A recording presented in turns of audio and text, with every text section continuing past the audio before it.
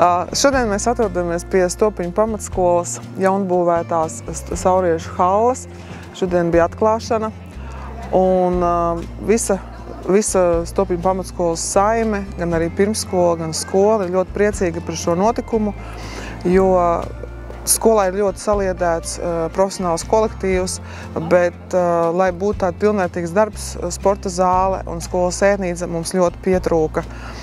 Un tādēļ šīs zāles atklāšana, tas ir ļoti lolots un gaidīts sapnis, kas ir piepildījies.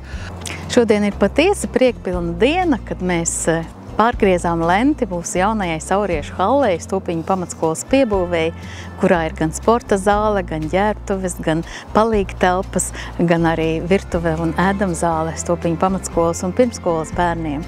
Sākumā rīta pusē būs skolēni, kas būs sporta stundas, kur būs interešu izglītības pulciņa.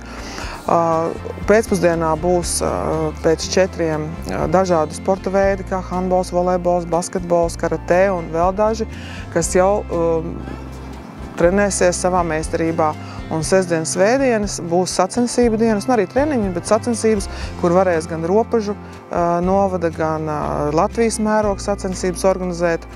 Un arī būsim ļoti priecīgi, kad arī Ropažu novada skolu sacensības, bērnu sacensības. Ir skatītāju vietas tribīnēs, kur varēs tātad sacensībās droši nākt un līdzi just saviem favorītiem un skatīties un arī ieinteresēt varbūt tās pēc tam, jo Latvijā jau visos sporta veidos ir vislabākie līdzjutēji visā pasaulē, un es domāju, ka arī sauriešos būs ļoti labi līdzjutēji.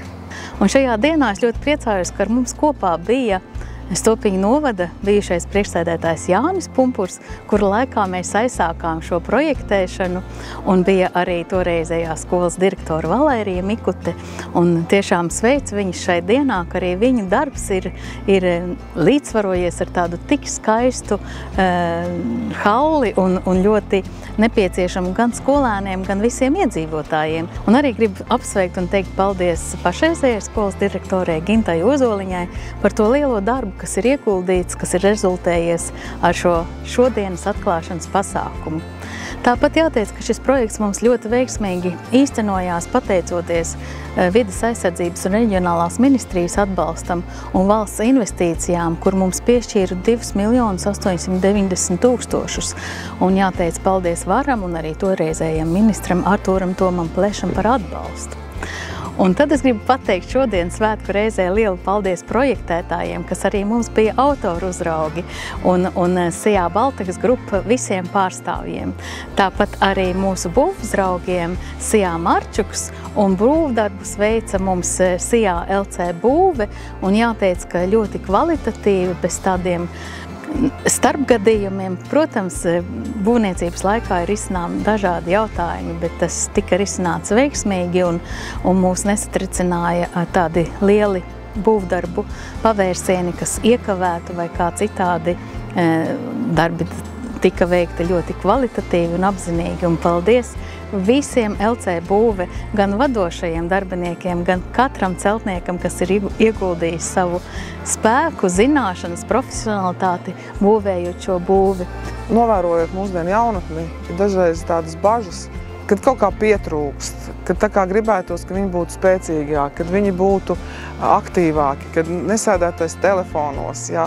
Un lai noliek tos telefonus maliņā un nāk uz mūsu halli, lai nāk trenēties, un apkārt arī šeit ir, redziet, ļoti skaista zaļā zona, un uz priekšdienā mums ir doma par stadionu sakārtošanu arī, tā kā sporta infrastruktūra būs ļoti laba, un tādēļ noliekam telefonus, nākam sportot. Un šodien bija patīkami klausīties, ka tik lieliski būve iekļaujas šajā kopējā Sauriešu priežu meža ainavā, ka es esmu laipni aicinu ikvienu iedzīvotāju te nākt vienkārši atpūsties. Gan maziem bērniņiem, gan mūsu vecuma cilvēkiem, gan senioriem. Visi laipni aicināti izbaudīt šo telpu, un prieks, ka Ropažu novadā būs sporta izaugsmei vēl viena tiešām profesionāla sporta būve un arī kvalitatīvas izglītības nodrošināšanai kvalitatīva būve gan Stopiņu pamatskolas bērniem, gan pirmskolas izglītības bērniem. Lai izdodas!